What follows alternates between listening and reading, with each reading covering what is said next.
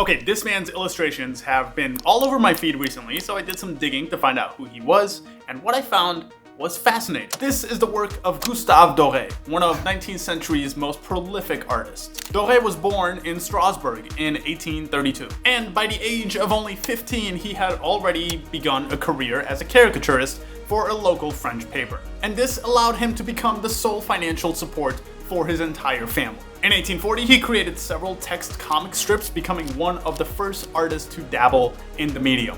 And by 22 years old, he had began doing illustrations for books. In 1866, he took on what is probably the most challenging book, the Bible. He created 241 biblical illustrations that helped generations of people visualize the book. On the personal side, Doré remained a lifelong bachelor.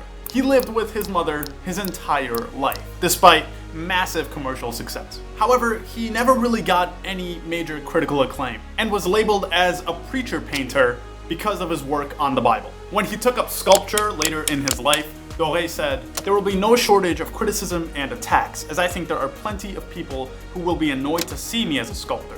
But I hope that I will also have some staunch defenders." At the peak of his powers, Gustave had created over 10,000 illustrations and was employing over 40 woodworkers. His mom died in 1881, and this absolutely devastated him. He fell into a deep depression and would die of a heart attack only 2 years later. He was 51 years old. Gustave did the impossible. He visualized totally other realms in a way that felt real.